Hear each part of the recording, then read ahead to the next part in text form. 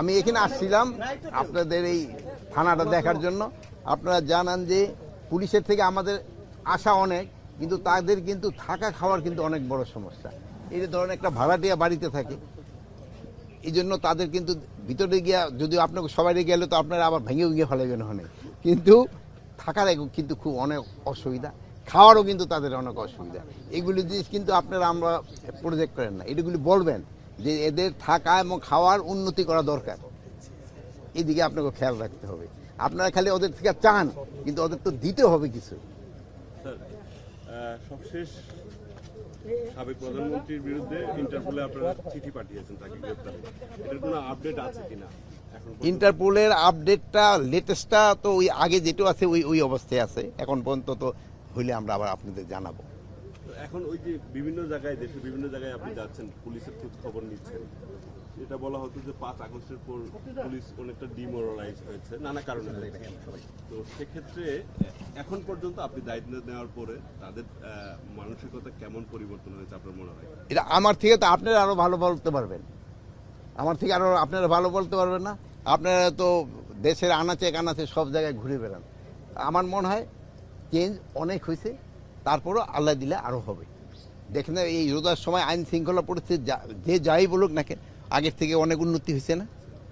তাও প্রায় আমরা একটা বিষয় দেখছি যে আসলে পুলিশের ভ্যান থেকে, পুলিশের কাছ থেকে পুলিশের ধরেন এই বিষয়টা ধরেন আসামি ছিনতাই করে নিয়ে যাচ্ছে, এইগুলির ক্ষেত্রে আপনারা বলবেন, এবং যারা ছিনতাই করে নিচ্ছে তাদের কিন্তু আমরা আইনের আওতায় নিয়ে আসছি। এগুলি ক্ষেত্রে আপনারা সত্যি ঘটনা যেটা সাথে সাথে জানাবেন, আমরা ব্যবস্থা নেব। অনেক সময় তাদের অ্যাকশন নিতে দেরি হয়, যেহেতু ধরেন এখানে আমাদের অনেক সংকট রয়ে গেছে, এদের গাড়ি ঘোড়ারও কিন্তু অনেক সংকট, অনেক গাড়ি ঘোড়া ওই সময় নষ্ট হয়ে গেছে, পুড়া গেছে, থানা পুড়া গেছে, ওইগুলি তো সব আমরা করে দিতে পারিনি। আমরা তো একটা নতুন গাড়ি এখন পর্যন্ত কিনে পারি না, যেহেতু প্রসিডিউর অনেক টাকা স্যাংশন হয়েছে।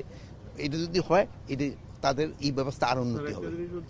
আমাদের মনে হচ্ছে যেটা যে মব এখনো পুলিশ ভয় পাচ্ছে, এই যে মব হচ্ছে না, পুলিশ ভয় পাচ্ছে না,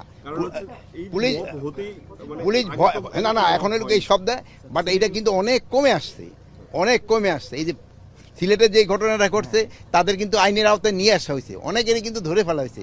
এখানে কিন্তু কোনো কাউরে বাস করা হয় নাই যে এইটা আমার এই ভাইয়ের ছেলে বা এই ভাইয়ের ভাই, এই হিসাবে কিন্তু আমরা করি নাই। যে অন্যায় করছে তারই আমরা আইনের আওতায় নিয়ে আসছি। নির্দেশনা কি থাকবে এই মবের? সবার ক্ষেত্রে একই নির্দেশনা, এবং আপনাদের কাছে আমরা অনুরোধ করব, আইন যেন কেউ নিজের হাতে তুলে না নেয়। আইন প্রয়োগ করার যারা তাদের হাতে অস্ত্র আমরা যতটা এক্সপেকটেশন ছিল, আমরা অত উদ্ধার এখনো কমপ্লিট হয় নাই। আমরা চেষ্টা করে যাচ্ছি উদ্ধার করতে, যেটা নিয়ে আমরা পারিনি ওইটা তো আমরা বলবোই। অস্ত্র বাইরে থাকলে তো কিছুটা হুমকি থাকবো, যেমন ধরেন এখন আপনি এখন রোদ্রে দাঁড়িয়ে রাখেন, একটু গরম তো লাগবেই। আচ্ছা, ভালো লাগে।